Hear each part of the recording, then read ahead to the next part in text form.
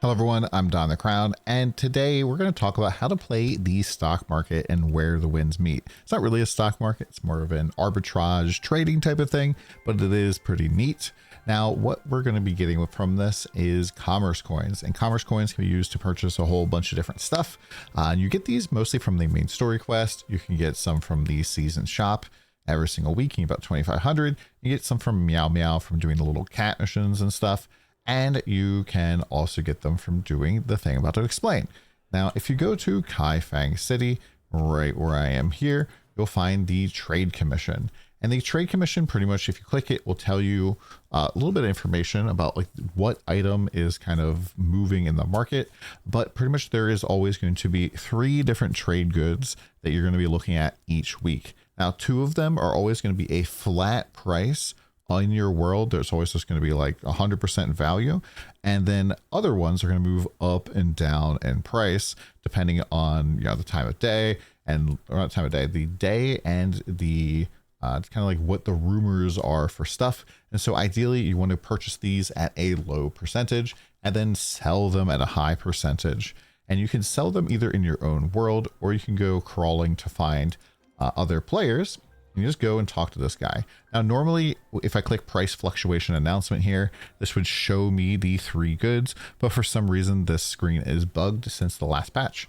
So we just have to know that right now, the 3 goods are called Porcelain Vase, Storax, and Rami. And I'll show where to get Rami here real quick.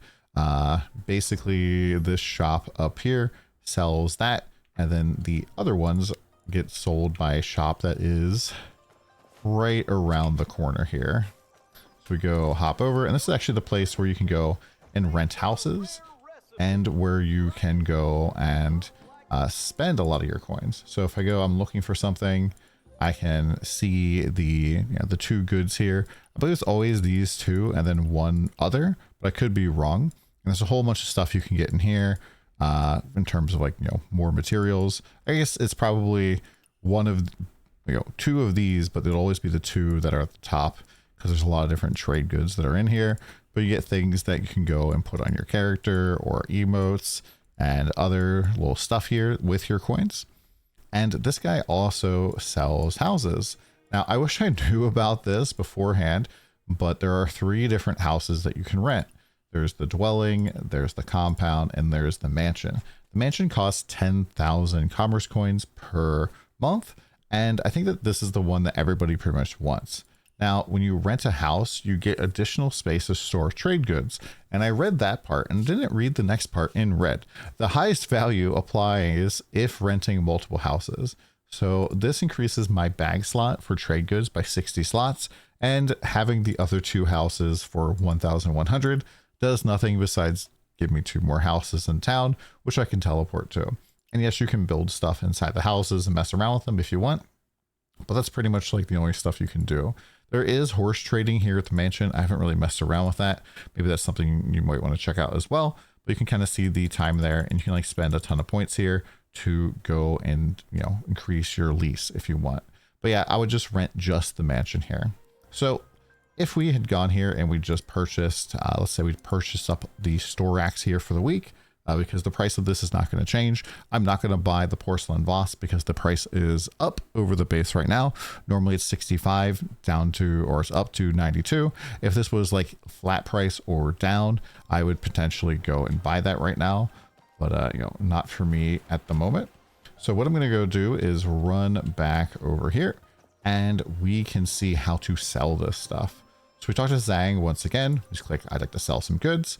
And I'm going to click on the Storax, and I can go and look at my local price, which is never going to change for this particular one.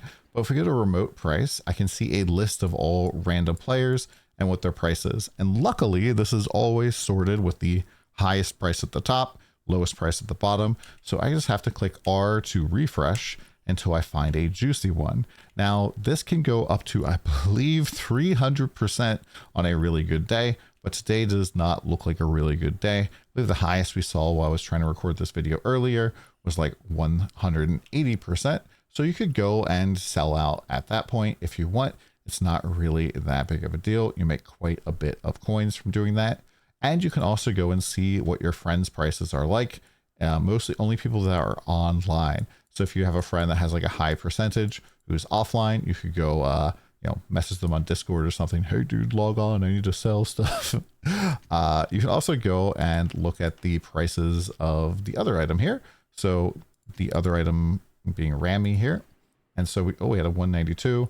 And the way that this works is I would go and click co-op request, and this sends that person a message in the chat that asks them to basically, I don't know if I can see it until they respond, asks them to let us come into their world and sell their stuff. And most of the time people are just going to ignore you, which does kind of suck. But if somebody does let you in, you're going to, it's only friends.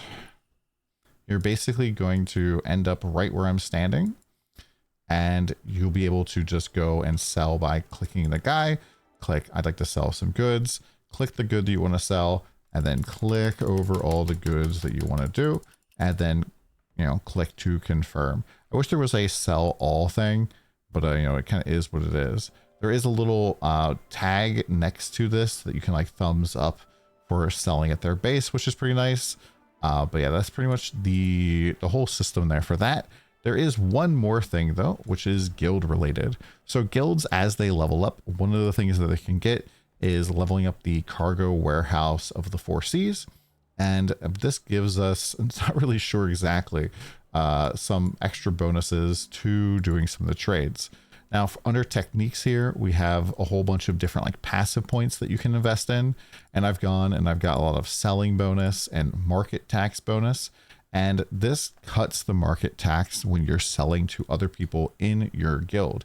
And so normally there's an 11% market tax, but with this particular technique, that reduces it. I'm not sure if it's a flat amount because I actually haven't sold one yet. You can also get bonuses for selling to them. So realistically, you want to sell within your own guild, assuming you have a guild that is active. Now, I don't really think that I should have put as much resources into this at this point, because it's not really something that I care about too much. I personally would probably prefer to have like damage bonus here all the way up to 20, attack bonus all the way up to 20, just for like the guild boss stuff. But it is what it is. There's also like some damage reduction and stuff for trial and max HP. This is not going to really give you too much advantage on some of the later trials, but it might help you out there as well. But I'll show you what the guild stuff is. So to get to this, you just want to click guild, and then you press space or click return to base, and you always basically load in the same spot. And the spot is right here. Right over there is the like arena dueling area, and you just walk right in. If you walk dead ahead, there's another guy that does trade goods stuff. This is not, a part of this system. But if we turn left, we come towards this guy, and he is basically our market dude for the guild. And so we can go and see other members' prices here. And if I like decided to go to Thrafos's world or something, it would, give me the deal with the minus tax. Same thing here with, the store rack stuff. Actually, see if we can, get into somebody's world here real quick. Just kind of show what that looks like. Okay, after a short pause, we got into one of our guild members' worlds here, and we are in their base here. Not in the base, we're selling here, I guess. And then we click, and we can see that the market tax is greatly reduced. And so instead of a 11%, we have a 4% market tax. And I guess we could probably get that up a lot farther. So I have -7 here. There's 6 more. So yeah, that would be quite a bit of a reduction for the taxes, which just helps you make more of an edge there. We also get additional bonus if we're selling to guild members with this. So this being at 2020, definitely going to be pretty powerful.